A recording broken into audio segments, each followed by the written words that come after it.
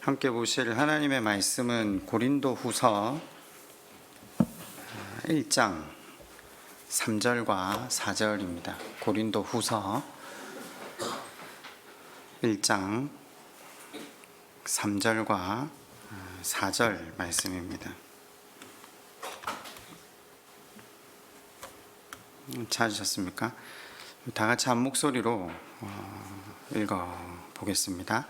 찬송하리로다. 그는 우리 주 예수 그리스도의 하나님이시요 자비의 아버지시요 모든 위로의 아버지시요 우리의 모든 환난 중에서 우리를 위로하사 우리로 하여금 하나님께 받는 위로로서 모든 환난 중에 있는 자들을 능히 위로하게 하시는 이시로다. 아멘. 지난주 우리는 전도서를 살펴보므로 하나님께서 솔로몬을 통해 기록해 두신 전도서의 말씀을 가지고 우리에게 교훈하시는 것이 무엇인지를 살펴보았죠. 인간이 추구하는 그 재미, 바꾸어 말하면 의미가 없다라고 표현하기도 하지만 실은 그 재미, 자기 만족을 위한 끝은 어딘가를 솔로몬을 통해 하나님께서는 보게 하십니다. 솔로몬은 우리처럼 얼마 안 가진 사람이 아니라 중근동에서 가장 재력이 막강했던 사람 아닙니까? 그 재력으로 이 땅에 존재하는 모든 일의 끝을 달려보았다라고 이야기를 하죠. 끝까지 달려보자 하면 제일 먼저 생각나는 게 술 아닙니까? 술에도, 그리고 여자에도, 학문에도, 사업에도, 농사에도 모든 것, 그러니까 갈 때까지 가보았던 솔로몬이 전도서를 시작하면서 뭐라고 고백했습니까? 헛되고 헛되니 헛되고 헛되도다. 헤벨, 헤벨, 헤벨, 헤벨. 헤알의 인생이 누리는 것은 그것 자체만으로는 인생에게 온전한 만족을 줄 수 없었다라고 그가 정의를 내립니다. 그러하면서 마지막 12장에 솔로몬이 교훈하고 있는 것이 무엇이었습니까? 하나님을 두려워하라. 여러분, 하나님을 두려워하라 라고 하는 말이 율법주의적으로 들으시면 안 됩니다. 솔로몬이 의도한 표현이 어떤 말이냐면요, 하나님을 하나님으로 모셔라 라는 겁니다. 인생은 하나님이 아니라는 겁니다. 무슨 말입니까? 하나님이 정해놓으신 울타리 안에, 기준 안에, 그 하나님 앞에 정하신 말씀 아래 살아가는 것이 인생에게 참된 복이다. 바꾸어 말하면 하나님과 교제 가운데 살아가는 것이 인생이 가장 참된 복을 누릴 수 있는 비결이다 이야기를 했습니다. 솔로몬은 분명히 이 땅을 살아가면서 우리 자신을 위해 아무것도 하지 말라라고 이야기한 적이 없습니다. 한쪽으로 가시면 안 됩니다. 이 땅에 하는 모든 일들이 우리에게 아무런 위로가 없다라고 정의하지도 않았습니다. 분명히 위로가 있다라고 했습니다. 그래서 마지막 장에 솔로몬이 강조했던 것을 사실 몇 주 전에 한번 설교를 했더랬습니다. 기억나십니까? 전도서 12장 7절이 이제 앞에 1절부터 읽어보면 더 정확하겠지만 오늘은 이 부분이 이제 지나간 부분이라서 이렇게 기록되어 있죠. 흙은 여전히 땅으로 돌아가고 영은 그것을 주신 하나님께로 돌아가기 전에 기억하라. 그죠? 너희 나이 많아 반드시 늙어서 죽게 될 건데 그때가 오기 전에 기억해라. 뭘 기억해라고 하셨죠? 젊은 사람들이요. 여기에서 젊은 사람들은 20대 30대에만 국한되는 게 아닙니다. 하나님이 주신 생명 시간들을 향유하고 있는 모든 인생들에게 솔로몬이 이 12장 마지막에 뭐라고 이야기합니까? 내게 허락하신 현재의 삶을 충분히 누리라 라고 이야기를 합니다. 우리는 해라도 잘 못 알아듣고 가끔 하지 말아도 잘 못 알아듣는데 12장에 하고 있는 말은 분명히 해랍니다. 예수님께서 당신의 목숨까지 내어주시면서까지 우리를 살려주시면서 우리에게 허락하신 이 삶 가운데 주신 자연, 가정, 관계 모든 걸 충분히 누리라라고 합니다.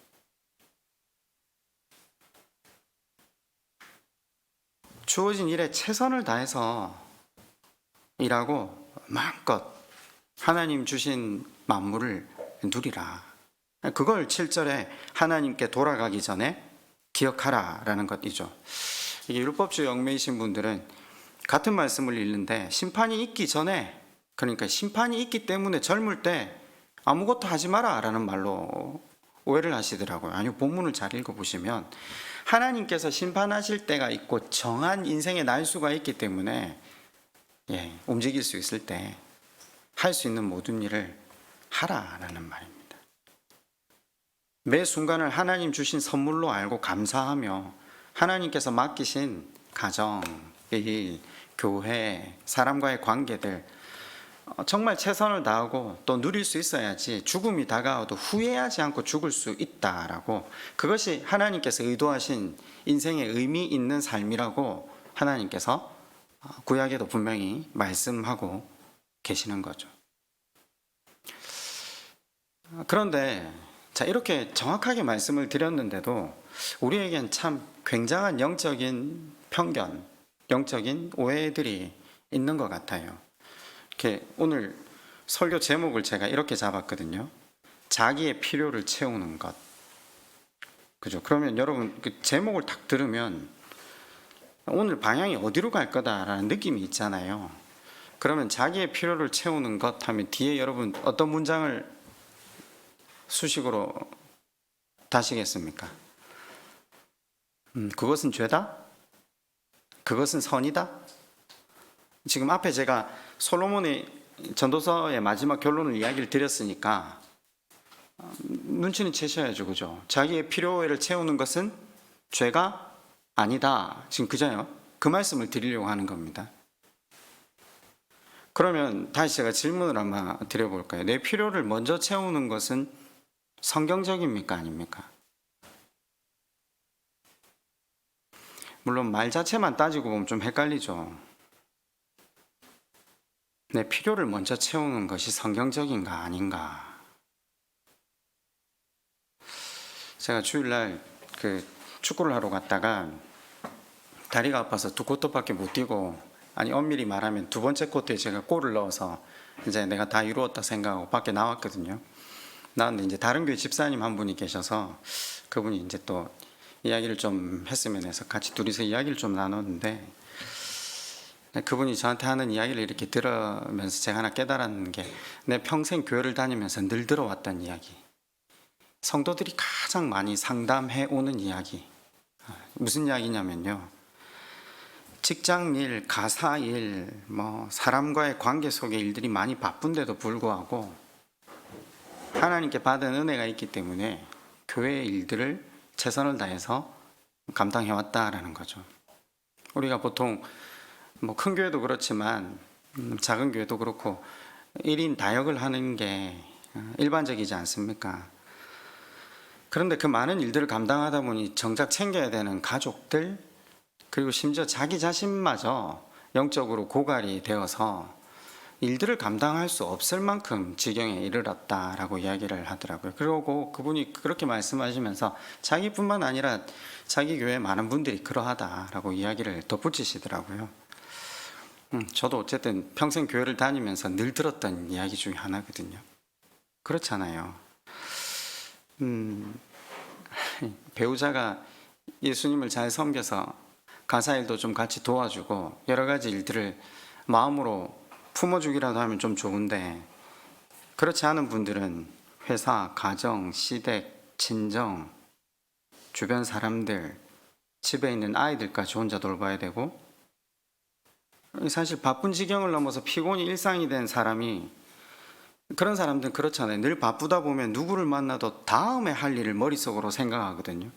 상대방과 진지하게 교제를 나누는 일조차 여유가 없이 넘어갈 때가 많아요. 그런데 이제 공통적으로 이 고난을 겪고 있는 분들이 주의 은혜를 간구하다 보니까 교회에서는 당연히 헌신과 봉사를 하면 하나님 은혜를 더 깊이 누릴 수 있다. 그죠? 보통 그러면 주일학교, 학생부, 뭐 성가대, 그죠? 여전도회, 뭐 제가 나열할 만큼 많은 일들이 교회 안에 있잖아요. 그러고 나면 사실 예배 시간에 올라오면 졸죠. 네. 주일만큼 피곤한 날이 없다는 걸 저도 평생 교회 생활을 하면서 늘 경험했던 바예요. 자, 그래서 목사를 찾아오거나 주변 사람들을 찾아서 상담을 하면 어떻게 대부분 말이 돌아옵니까? 진정한 평안, 진정한 기쁨을 누리기 위해서는 자기 평안, 자기 기쁨을 먼저 추구할 게 아니라 다른 사람을 먼저 생각하고 그들의 부족함을 채우는 것이 첩경이고 성경의 원칙이라고 배웠습니다. 저는 그렇게 배웠거든요. 왜냐? 주님께서도 자기 자신을 생각지 않으시고 다른 사람을 위해 자기를 비워서 자기를 내어주셨기 때문에 우리가 살았고 거기에만 진정한 기쁨이 있다라고, 주님이 누리신 진정한 기쁨은 섬김과 희생 속에 있다라고 배웠죠. 상담하러 갔다가 자기 필요를 채우려 했던 자신을 돌아보고 오히려 회개하죠. 그리고 어떻게 결단하고 가는지 아십니까? 보통은요, 내 열심이 없는 것이 문제구나. 내가 하나님 일을 더 열심히 해야 되겠구나. 그러면서 이제 어디 봉사할 데가 하나 더 없나? 네. 그래야 더 큰 기쁨. 내가 기쁨이 없는 건 내가 온 마음으로 열심히 섬기지 않아서 그렇구나. 자기 중심적인 건 죄라고 하셨지. 자기를 부인하고 십자가를 지고 나를 따르라 하셨지. 아, 내가 져야 할 십자가가 봉사구나. 우리는 그렇게 하나님이 복 주실 것을 기대하면서 다시 나아가거든요. 내가 더 많이 희생하면 더 큰 기쁨을 하나님 주시겠지. 이제 그 집사님 저한테 그렇게 이야기하시길래 저는 그런 성경에서 그걸 본 적이 없다고 이야기를 드렸죠. 너 성경에 어디에 그런 이야기가 나와 있냐고. 그건 성경이 아니라고 그렇게 이야기를 드렸더만, 저번부터 그렇게 몇 번 말씀을 드렸는데 제 말을 잘 안 믿더라고요. 여러분, 제가 지금 대부분 사람들은 이렇게 결론을 내리면서 교회를 다니거든요. 실제로 시내가 교회가 개척해서 여기까지 지금 이제 횟수로는 6년째 아닙니까? 45년이 넘어드는 이 시점에 사람들이 계속해서 우리가 열심히 무언가를 하지 않는 것에 대해서 굉장히 이야기를 많이 하시더라고요.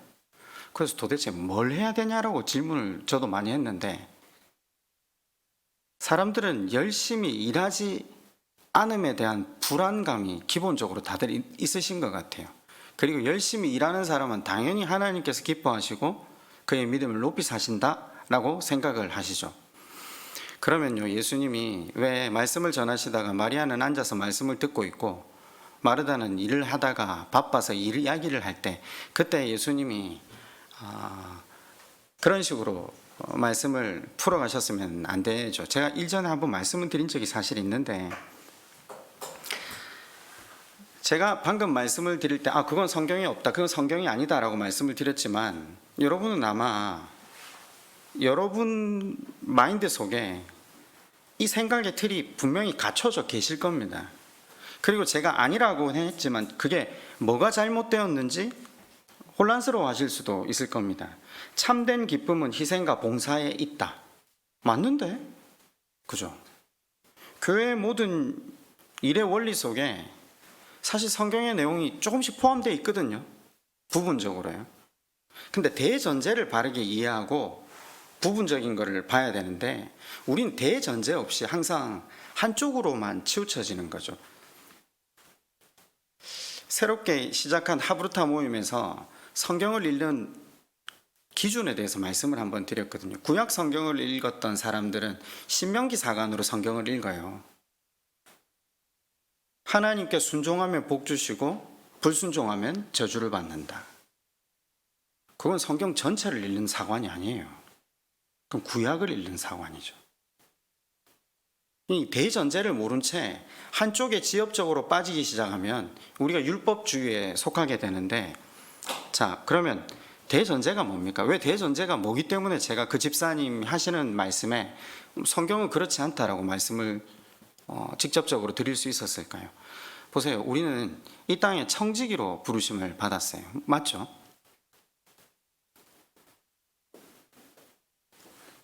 우리에게 우리 몸, 우리 정신, 우리 육체, 우리 가정, 우리에게 맡기신 우리 배를 통해 나게 하신 우리 아이들, 그죠?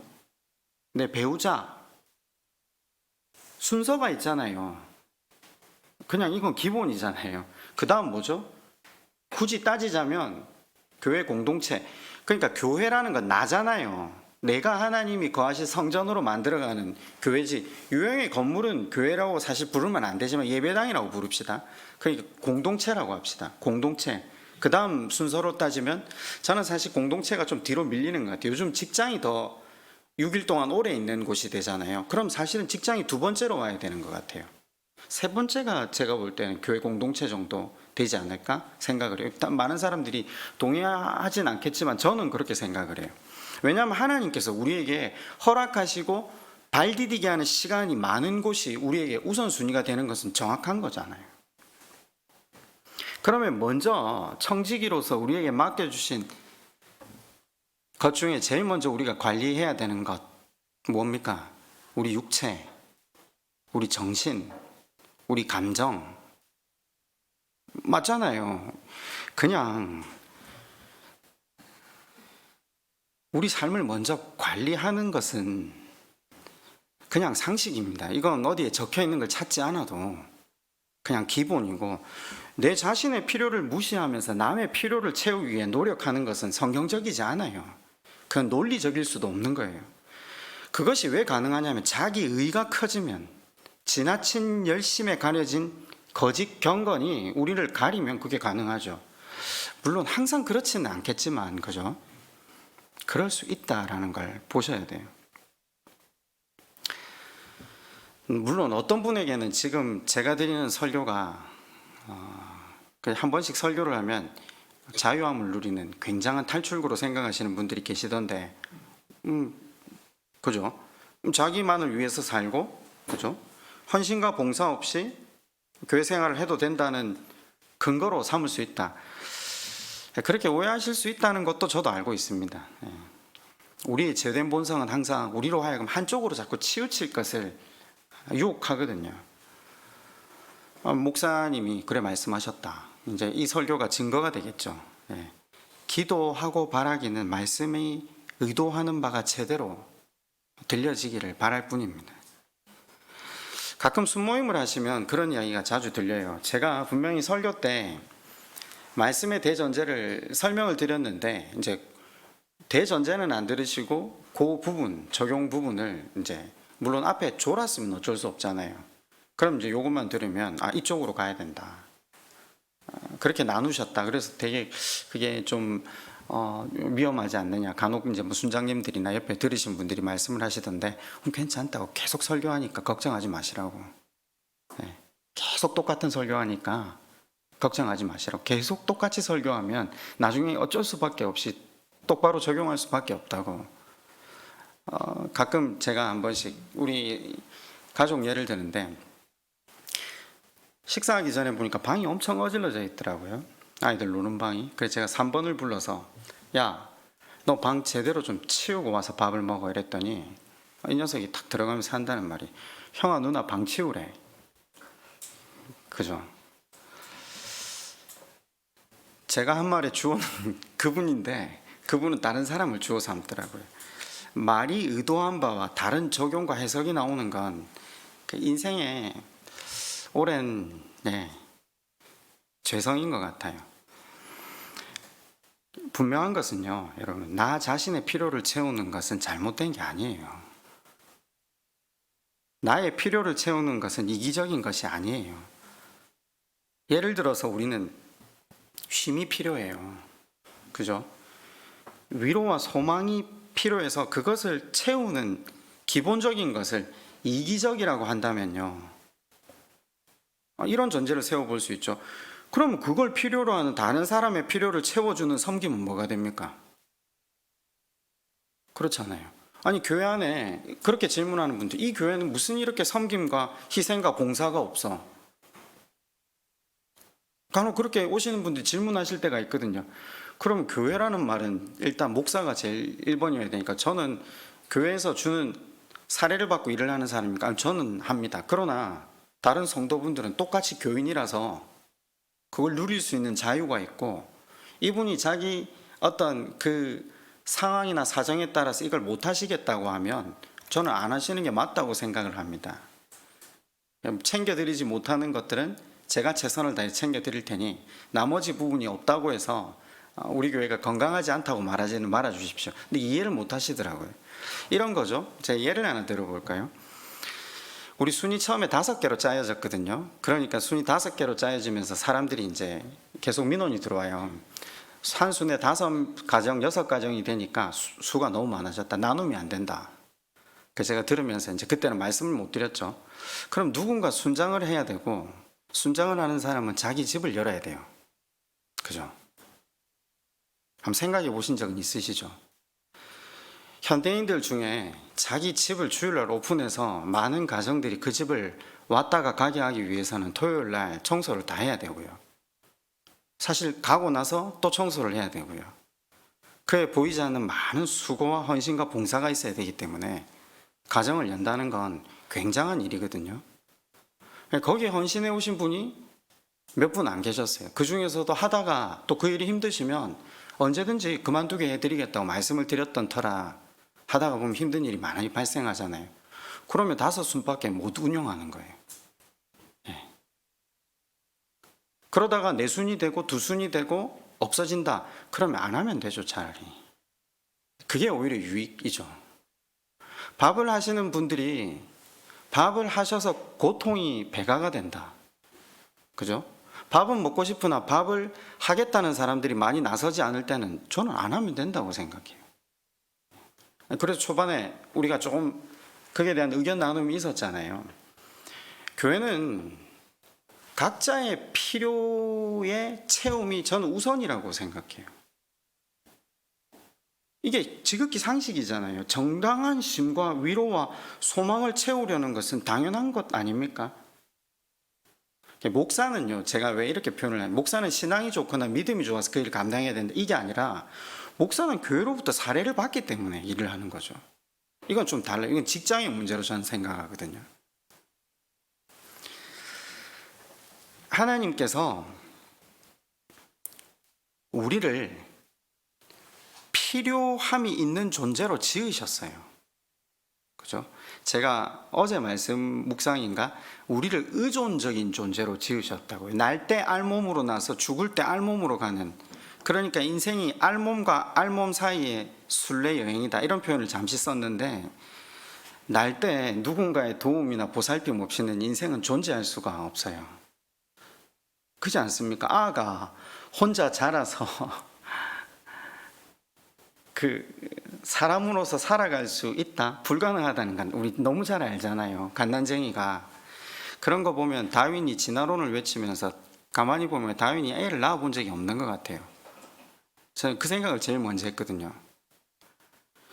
하나님께서 우리를 의존적인 존재로 지으셨다라는 것. 그러니까 애초에 하나님은 벌거벗은 존재, 미비한 존재, 궁핍한 존재, 필요가 채워지지 않으면 살아갈 수 없는 존재로,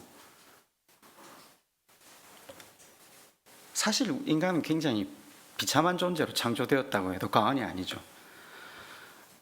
하나님께서는 완벽하신 존재이지만 인간은 부족한 존재로 지음을 받았어요. 애초에 흙으로 지어졌다. 그죠? 그 부족함을 하나님을 통해 채움을 받아야 하는 존재로, 또 곁에 두신 사람들을 통해 도움을 입도록 하나님이 지으셨다라는 거죠. 그게 기본적인 하나님의 인생을 향한 대전제라는 사실을 기억하셔야 됩니다. 완벽하게 만드시지 않고 연약하고 부족하게 만드신 게 인생입니다. 그래서 우리가 하나님을 바라볼 수밖에 없도록 만드셨고, 살아가면서 서로를 의존하지 않을 수 없게 만드셨죠. 인간은 의존적 존재, 관계 속에서 살아가는 존재 아닙니까? 사실 세계 어느 나라, 어느 문화에 가거나 종교가 있잖아요. 종교가 있다는 건 인간이 의존적인 존재라는 거죠. 21세기가 들어서면 종교가 다들 없어질 거라고 했지만 제가 저번에 한번 우리나라 통계청의 예를 하나 들어서 무당집과 점집이 얼마나 늘었는지, 무속인들이 얼마나 늘었는지, 하다못해 대학교 앞에 가면 타로 점집이 느는 걸 보면 인간 내면의 뿌리 깊은 불안은 떨쳐낼 수 없다라는 거죠. 그게 무의식 중이든 의식 중이든 내재되어 있다는 거죠. 하나님을 향한, 신을 향한. 결국 그 근원적인 불안은 우리 주 예수 그리스도를 만날 때에만 비로소 해결될 수 있기에, 주님을 만나지 못한 분들은 자기를 위한 종교, 우상을 만들 수밖에 없지 않습니까? 분명히 우리는 한계를 가지고 태어난 존재입니다. 보살핌이 없이는 살아갈 수 없는 존재였고, 결국엔 나중에 누군가를 보살피고 돕고 도움 속에서 우린 다시 하나님께로 돌아가야 하는 존재들이죠. 인간이면 피해갈 수 없는 과정입니다. 제가 장례식 이 업에 잠시 종사를 하면서 옆에서 지켜보면서 깨달은 게, 여러분, 사람이 죽으면요, 산 사람들에게 얼마나 큰 짐이 되는지 모릅니다. 그가 평생 살아오면서 그를 위해 베푼 큰 은혜와 사랑이 없으면 사람의 죽음과 이 장례식은 정말 어렵고 힘든 짐입니다. 누군가의 도움, 누군가의 의존, 인간이 가지는 실존의 한계, 이런 여러 가지 한계 때문에 인간은 절대자에 대한 필요를 느끼죠. 우리가 필요로 하는 존재, 무언가 부족한 존재라는 것을 깨닫는 동시에 우리는 겸손해집니다. 나에게는 하나님이 필요하고 나에게는 다른 사람들이 필요합니다. 그래서 공동체에 속해서 사회에 더불어서 우리가 살아가지 않습니까? 우리가 필요가 있다는 것은요, 나에게 하나님을 찾게 만드는 동시에 영적으로 우리를 성숙하게 만듭니다. 우리가 항상 이렇게 표현하잖아요. 부족하지 않으면 하나님 앞에 엎드리겠습니까? 뭔가 부족하지 않으면, 모든 것이 풍족하면 하나님 만나는, 깊이 교제하는 경험들을 하겠냐? 자, 그래서 하나님께서 지으신 대로 우리는 필요를 채워야 하는 존재들입니다. 이게 대전제입니다. 제일 먼저 내 정신, 내 육체, 쉼, 위로, 격려. 근데 그리스도인들은 그런 걸 먼저 하는 걸 죄스러워해요. 내가 여기서 이러고 있으면 안 되지. 내가 또 교회 나가야지. 물론 교회 나오지 말라는 말은 아닌데, 내 필요를 먼저 채우는 것은 이기적인 게 아닙니다. 겸손한 겁니다. 정확하게 이해하셔야 돼요. 내 필요를 채우고 또 필요 이상으로 더 가지려고 하는 것이 죄입니다. 물론 이 선은 너무나도 애매합니다. 그래서 우리가 성령 하나님께 지혜를 달라고 기도해야 되는 대목이 이 대목입니다. 이 대목은 많은 사람들이 실패한 대목이기 때문에 하나님 앞에 늘 깨어 기도하지 않으면 항상 우리가 정해 주신 선을 넘어가기 일쑤입니다. 그러나 분명히 기억해 두어야 할 것은, 우리의 필요를 먼저 챙기는 것은 죄가 아닙니다. 그것은 성경적입니다. 오늘 읽으신 고린도후서 1장 3절 4절은 이렇게 기록이 되어 있죠. 제가 쉬운 성경으로 한번 읽어드릴게요. 우리 주 예수 그리스도의 하나님과 아버지를 찬송합니다. 그분은 인자하신 아버지이시며 모든 위로의 아버지이십니다. 하나님은 우리가 여러 가지 환난을 당할 때 위로해 주셔서 우리가 하나님께 받은 위로로 여러 환난을 당한 사람들을 위로할 수 있게 하셨습니다. 흐름을 아시겠죠? 우리는 위로를 필요로 하는 존재입니다. 하나님으로부터 격려와 위로, 채우심, 모든 환난 가운데 우리를 위로해 주시는 하나님, 그 하나님께로부터 받은 위로가 있어야 위로가 필요한 자를 위로할 수 있습니다. 아니, 자기가 숨을 못 쉬는데 옆에 숨 못 쉬는 사람 어떻게 도와줄 수 있습니까? 자기가 하나님의 위로를 누리지 못하는데 환난 당하는 사람을 위로하려고 하면 억지로 짜내고, 그죠? 그건 진정이 없죠. 기쁨이 아니라 고통이 되죠.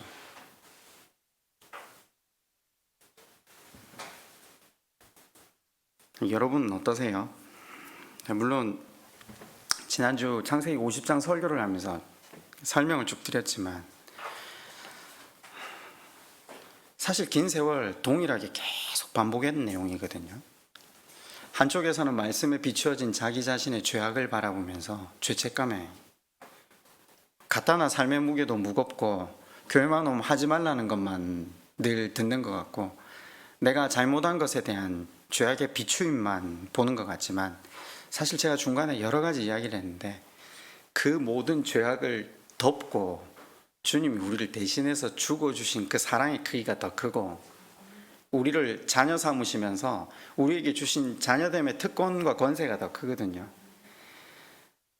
그 하나님의 쳐주심의 은혜를 지난 5년 동안 계속 반복하면서 말씀을 드렸어요. 그런데 우리가 쳐주심의 은혜를 왜 인정하지 못할까요? 우린 죄인이고 우리는 원래 소망이 없는데 우린 더 나아져야 되는 사람이 아니라 우리 자신의 어떠함을 인정하고 하나님께 우리를 의탁하면 그때부터 하나님 위로부터 내리시는 자유함 속에 살아가게 되는데 오히려 그게 안 돼서 위로가 없는 건 아닐까요? 아니 오히려 우리가 이전에 이렇게 배워오던 대로 내가 복받고 기쁨을 누리고 평안을 얻으려면 더 봉사해야 돼. 더 기도해야 돼. 아니 실은 그게 더 이기적인 거 아닙니까? 그 자기 기쁨과 자기 만족을 위해 봉사하고 더 기도하겠다는 거잖아요. 참된 희생, 참된 만족에는 기쁨이 따릅니다. 참된 희생, 참된 섬김은 왜 그걸 어떤 것이 참된 섬김이고 참된 희생이죠? 그리스도께로부터 받은 방금 이 죄 사함의 놀라운 은혜를 누렸기 때문에 이제 우리가 그 받은 은혜를 흘려보내는 것이 참된 섬김, 참된 희생이잖아요. 거기에는 하나님께서 또 말할 수 없는, 제가 하나님 계산법을 한번 말씀드렸잖아요. 30배, 60배, 100배라고. 여기서부터는 또 단계가 틀려지거든요. 그 하나님의 위로하심을 경험한 사람들은 주께서 내 멍에는 가볍고 내 짐은 쉽다라고 하신 그걸 쥐는 거죠. 여러분, 그러나 우리가 희생하고 봉사하는 동기가 방금 내 기쁨, 내 자녀들이 누릴 복, 어떤 보상이나 대가, 그건 율법주의예요. 왜냐하면 우리는 하나님께로부터 이미 죄 사함의 용서와 자녀됨의 특권과 하나님 나라를 받았거든요. 섬김으로 말미암아 내게 만족이 있고 위로가 있다. 이건 위로부터 하나님께 주시는 복이죠, 실은. 그러나 그 나의 이기적인 필요를 위해서 섬김과 희생을 한다는 것은 실제로는 잘못된 발로라는 사실을 기억해야 되죠. 누가복음 7장 47절을 제가 한번 읽어드릴게요. 한번 들어보세요. 이러므로 내가 네게 말하노니 그의 많은 죄가 사하여 줬도다. 이는 그의 사랑함이 많음이라. 사함을 받은 일이 적은 자는 적게 사랑하느니라. 그게 무슨 말이냐면요, 많은 죄가 사해진 사람들은 사랑함이 많다라고 생각할 수밖에 없는 거잖아요. 적게 사함받은 자는 적게 사랑한다. 이게 상식이잖아요. 이 무슨 말이냐면요, 예수님 왜 이 말씀을 하셨냐면, 안 그래도 주중에 영유병자 이런 질문을 했어요. 예수님이 십자가를 지실 때 자유함이 있었을까요? 제가 그 질문에 여러 가지로 답을 했는데, 예수님이 십자가를 지실 수 있었던 이유가 여러분 무엇이라고 생각하십니까? 목숨을 우리에게 아낌없이 내어주실 수 있었던 유일한 이유는요, 아버지 하나님, 성령 하나님, 성자 하나님이 서로 사랑하셨잖아요. 이 사랑은 성경에 기록되어 있기로 충만한 사랑이라고 표현을 하거든요, 교리에서. 그 넘치는 사랑 가운데 계셨기 때문에 예수님이 우리를 향한 희생이 가능했다라는 것, 섬김이 가능했다라는 것. 비움이 가능한 건요, 채움이 있기 때문입니다. 사랑은 풍성함, 충만함으로부터 흘러나오는 것이지 메마름과 황폐함으로부터 짜내는 것은 아닙니다.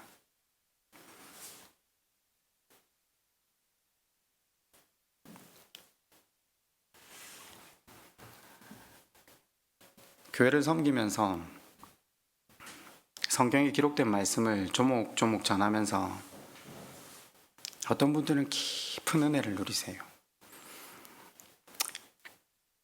제가 집사람이 저한테 몇 년 동안 그런 얘기를 참 많이 했어요. 땅 꺼지겠다. 땅 꺼지겠다. 제가 밤에 누울 때마다 한숨을 굉장히 크게 쉴 때가 많거든요. 그 하루에도 한숨을 왜 그렇게 많이 쉬냐 저한테 질문을 했는데, 제가 한참 대답 잘 안 하다가 어느 날 질문을 하길래 뭐 걱정 있냐고 자꾸 물어서, 누울 때마다 오늘 내가 했던 말 가운데 하지 말았어야 될 말, 하지 말았어야 될 행동들, 또 그리고 지나갔는데 그걸 다시 말씀에 대면하고 서다 보니까 그때 했던 그 사람답지 못한 행동들이 그대로 기억이 난다고. 그럼요, 그때는요 제가 할 수 있는 건 한숨밖에요. 그리고 입으로 튀어나오는 몇 마디 비명은 아버지밖에 없어요. 아버지, 저는 소망이 없습니다. 그런데 그렇게만 하고 살면 병 걸리죠. 그 우울증 정도가 아니라 아마 정신병원 가야 될걸요. 동일하게 왜 오늘도 기쁨 가운데 살아갈 수 있냐면요, 그와 동시에 하나님께서 너는 내 자녀다. 내가 너를 위해서 죽었다. 너가 하나님 나라를 누릴 수 있게 내가 은혜를 베풀었다. 그 하나님의 죄사함에 그 십자가의 은혜를 다시 바라볼 수밖에 없고 구할 수밖에 없거든요. 그리고 위로부터 하나님께서 채워주시는 그 위로함이 있기 때문에 실은 어디를 가도 제 자신을 주장할 수도 없고, 어디를 가도 제가 죄인됨, 쓰레기 같은 인생이라는 걸 이야기할 수밖에 없는 거죠. 그렇다고 해서 그 죄의 사함에 하나님의 은혜를 누리는 동시에 하나님 앞에 죄송함과 감사함이 같이 가는 건 어쩔 수 없는 문제죠. 여러분, 그런 하나님의 크신 은혜가 있기 때문에 저는 그 메마르고 황폐한 곳에서 짜내서 성도분들을 위로하고 격려하고 그렇게 가고 있지는 않아요. 집사람이 며칠 전에 저한테 그런 질문을 한번 이렇게 주고받았는데, 제가 어디 만약에 놀러 간다면 좀 그렇네요. 어디 간다 이렇게 하면 청년들이나 뭐 주변의 목사님들이나 왜 이렇게 같이 가려고 하냐, 내하고 가면 재밌다. 누군가 사람을 고통스럽게 하지 않고 자유하게 해주고, 그 사람이 위로받고 격려받고 체험을 입을 수 있는 시간들을 허락해주고. 남자 집사님들하고 MT를 갔는데 첫날 그 집사님들이 숙소에 들어가시면서 했던 말이 아직도 기억이 나요. 내일 아침에 혹시 아니면 오늘 밤에 모여서 뭐 기도회 하느냐고 묻더라고요. 그래서 내가, 우리는 지금 여기 놀러 왔다고, 목사하고 MT 왔다고 꼭 기도회하고 모임하고 왜 안 해도 된다고, 마음껏 주무시고 일어나고 눈 뜨는 대로 만나자고. 하나님께서는 우리를 지으실 때 우리의 감정, 우리의 육체, 우리의 마음, 우리의 가정, 우리의 아이들 먼저 주신 것들의 체험이 분명히 있어야 한다라고, 이건 그냥 제가 볼 때 설명하지 않아도 지극히 당연한 것 아닙니까? 그리고 하나님 앞에서 우리의 필요가 있기 때문에 하나님을 더 깊이 찾고 만나게 되는 그 성숙이 또 우리 안에 하나님은 이루어 가시는 거죠. 부족하기 때문에. 그런데 우리의 필요를 무시하고 다른 사람의 필요만 채운다, 이건 영적으로 감정적으로 분명히 문제가 될 수 있다는 겁니다. 내 필요를 먼저 채우는 것은 이기적인 게 아닙니다. 하나님 앞에 마땅한 책임을 감당하는 겁니다. 그 하나님의 채움과 위로와 격려를 바탕으로 또 주께서 우리에게 맡기신 사람들을 세워가고 사랑하고 우리가 받은 은혜를 흘려보내는 것이 하나님 우리에게 바라시는 것. 그걸 기억하시면서 누리시는 시냇가 교우 여러분 되시기를 주님의 이름으로 축원드립니다. 우리 한번 오늘 말씀을 생각하며 한번 기도할까요?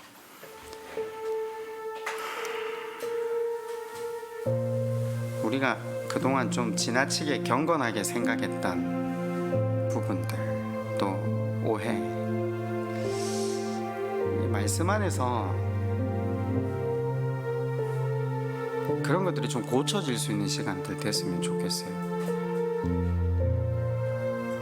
하나님의 말씀이 내 안에 머물고 그 말씀이 내 심령 가운데 좀 새겨지면서 내 생각이 하나님 닮아갈 수 있게 해달라고 우리 시간 그렇게 한번 기도하시고요. 더불어서 아까도 말씀드렸지만 당연한 내 필요를 채움과 이기적인 욕심을 구분할 수 있는 지혜를 더불어 달라고 그렇게 하나님 앞에 함께 기도하겠습니다.